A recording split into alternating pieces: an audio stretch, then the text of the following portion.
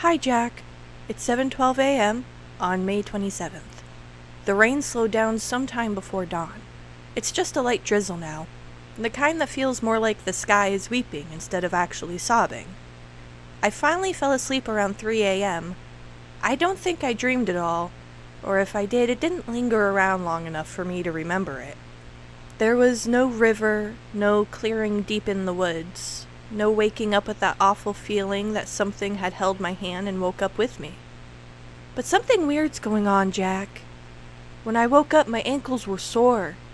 Not stiff from sleep sore. Not that I slept curled up too tight kind of sore. It felt deeper than that. Like the kind of ache you get when you're healing from a sprain. Or like something had been clung on too tight there for a long time. At first I thought I was just being dramatic. You know how when you wake up and your brain hasn't fully turned on yet? I figured it was one of those half-asleep phantom pains. But when I shifted my legs, it actually hurt. That's when I moved to the quilt. You know, the really thick one my mom made. The one with the uneven stitching on the edges because she said she didn't believe in perfect lines. I always use it when it rains. It feels heavier than the others. But anyway, I pushed it down and I looked at my ankles. Jack, I swear they're bruised. Not just little spots. Not like I bumped into the coffee table or something. The bruises look like they wrap all the way around. Both of my ankles.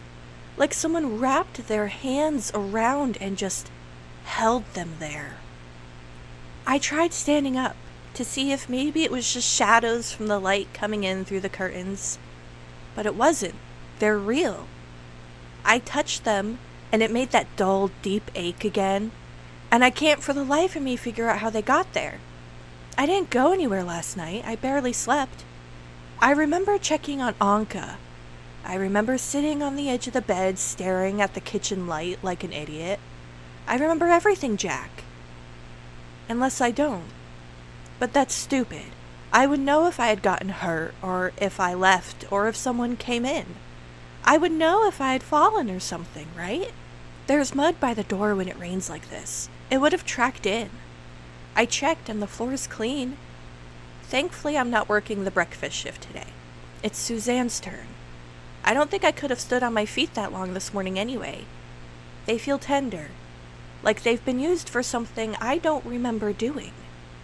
I keep thinking about what Rosemary said, about her ankles feeling tied up, like rope, thick rope, frayed and scratchy were used around them.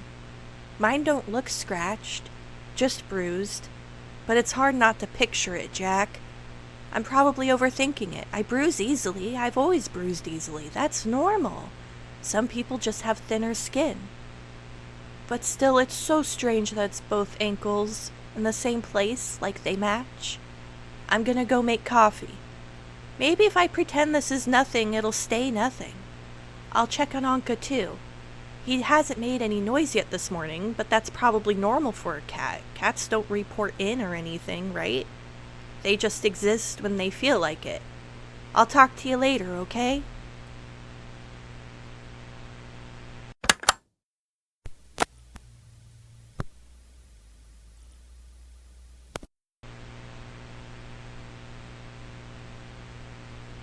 Jack, it's 8:24 a.m. I stepped outside to check on Anka. He wasn't there. But it looks like he left me a bird. At least I hope it was him. It's small, brown.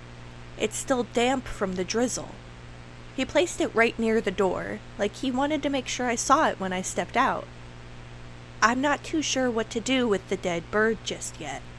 It feels sort of rude to throw away a gift. Even if the gift has glassy little eyes, and its neck is bent at an angle I don't want to think too hard about. I thanked him, out loud. I don't know why I did that, he wasn't even there. After that, I came back inside and I made myself some breakfast. I felt a bit queasy, so I just made a slice of toast and 1 egg, sunny side up. I didn't realize I was making it that way until it was already in the pan. I just got done eating, and I haven't cleaned the plate or the pan yet. They're still sitting in the sink. I should probably wash them before I get too distracted. You know how I am, Jack. I keep thinking that if I leave them there too long, they'll start to look at me. That's dramatic. Ignore that. When I went to the porch earlier, I looked around just for a moment, and the trees looked like they were leaning in a little. I think I'm gonna go check the river, Jack. I just want to see if it's flooding as bad as it sounded last night, that's all. I'll bring my boots. The ground's probably soft.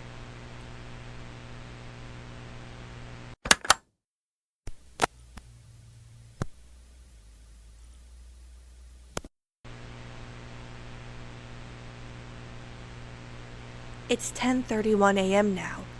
I didn't mean to wait this long before talking to you again. I just got distracted. The river's high, higher than I thought it would be. It's not quite over the bank, but it's fuller. It's definitely darker, and it's moving faster than I think I'd ever seen it move before. It doesn't look angry exactly, just busy, like it's desperate to wash something away. There's debris caught in the lower branches near the bend. Twigs, some leaves, some plastic bags, just normal things, Jack. But there's something else. A piece of cloth. It's snagged on a thin branch that's half submerged. Dark fabric that I can't quite tell what the color is because it's soaked through. Maybe purple. A dark purple because it looks almost black all wet.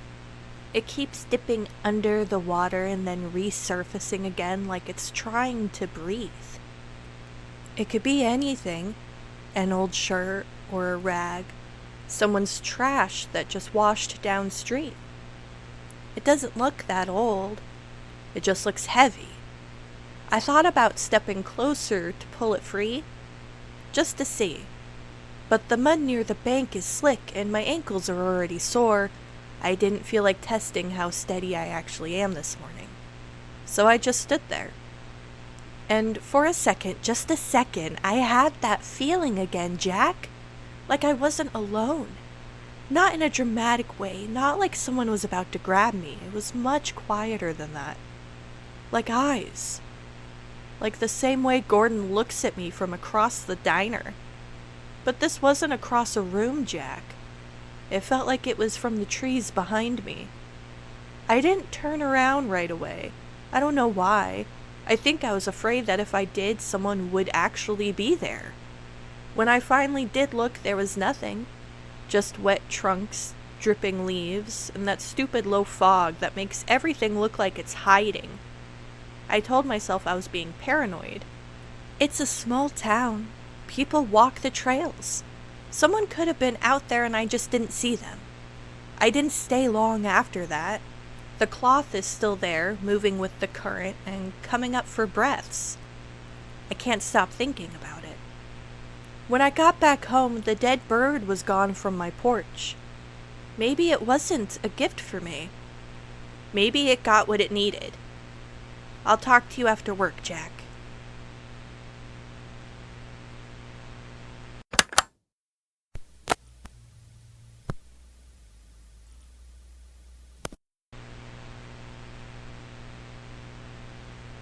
Hi, Jack. It's 9:43 p.m. now. Dennis came in tonight, to the diner. When he first walked through the door, I thought he looked sad. No, not sad. That's not the right word. He looked like someone who had misplaced something important. Like he lost that something important in a kitchen junk drawer, you know? He sat at the counter like he always does. The same stool, the second from the end. He didn't order anything other than a coffee. Not even pie, which was unusual for him. For a minute, he just stared into the cup, and I thought maybe he was waiting for the coffee to tell him some dark secret, or whispers of comfort. Maybe where he misplaced that something important. I asked how his day was, and he just said long. Like that single word was the best explanation he could offer up. He said it in a way people say when they don't want to elaborate. When we started talking a bit more, though, he didn't seem so far away anymore. He laughed once, a real laugh, and it startled me a little because I hadn't realized how quiet the diner felt until that. Maybe he did just have a long day. That's normal. Everyone's allowed to be tired. He said he'd call me later, but he always says that and he never does. Tomorrow he'll tell me he couldn't find any alone time. Like alone time is something you misplace in a drawer. Maybe that kitchen junk drawer. I don't blame him. I just wish he wouldn't say it if he didn't mean it. Gordon didn't come in tonight, at least not while I was there. I kept expecting the door to open and for his eyes to immediately find me. I kept expecting that feeling to slide back over my shoulders like it did this morning by the river. It didn't. But that doesn't mean I didn't look up every time the bell above the door rang. A couple passing through town stopped in around 8. They looked like they'd been driving for a long time. Their coats were damp, and their map was folded all wrong and tucked under the man's arm as he sat down. They asked me about the local accommodations, and I felt strange, even wrong answering them. The only motel in town is the one that Gordon runs, the Steelhead Inn. I smiled, and I told them it was right off the main road. It's easy to find, you really can't miss it. I didn't mention anything else, about how his eyes made me think of an old doll that made you question if dolls could hold sentience. Would they think he stares at them too? Or is that really just me? Maybe he doesn't even stare at anyone. Maybe it's just something about the way I stand. My ankles are still aching, Jack. Easy to ignore if I keep moving, but every once in a while there's a pulse in it. When I got home, the rain was still a light weeping. Anka was back on the porch, curled up exactly where he had been before. I'll put out a clean towel again for him tonight. I felt guilty that he didn't want to be inside of my cabin where it was dry and warm, which is ridiculous. It's not my fault he's stubborn. He looked at me like it was my fault, though. Or like I'd broken a promise. I stood there with the door half open longer than I needed to. He blinked at me slowly. I almost told him about the river, as if he cared about me obsessing over rushing water and purple cloth struggling to breathe. I keep thinking about that cloth, Jack. It's just a piece of fabric. That's all it is. But I can't get the image of it out of my head. The way it dipped under and came back up over and over again like it was trying desperately to catch its breath. I wonder how long it's been there. I wonder if anybody else has noticed it. I wonder if it'll still be there tomorrow. I'm gonna get into my pajamas now, Jack. Maybe something warmer. I'll get some tea and try to watch television before bed. Later, Jack.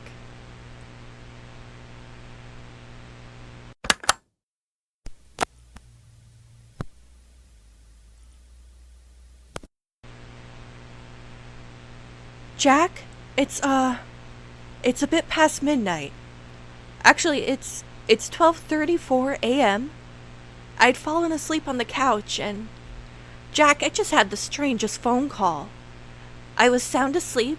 I had drifted off, watching some black and white show where the main character's mouth was just a bit far too big and toothy. But I startled up when my landline rang, so loud it made the television feel muted. When I jumped up from the couch, I nearly ran to the phone because I thought it was Dennis, and that he'd finally found that misplaced time, but... Oh God, Jack, that wasn't Dennis. I picked up the phone and I just heard... It was just water, rushing water, loud and angry sounding water. Like whoever was calling me from deep inside the river. I tried to listen to see if I was just half asleep and mistaking the sounds for something else. I kept saying hello, and I wasn't too sure if I was even speaking loud enough for the caller to hear me. But then I heard a voice, Jack, gargled and choked, and I couldn't make out what they were saying, but I swear, Jack, it sounded panicked. Maybe even like they were crying. I had immediately gotten goosebumps. I have goosebumps again just remembering it. And Jack, I'm so tired. Maybe I just dreamed it all. Maybe I was sleepwalking and... Oh God, I don't know, Jack. I'm gonna try to go to bed now. Pretend I'm not slowly losing my mind. Good night, Jack.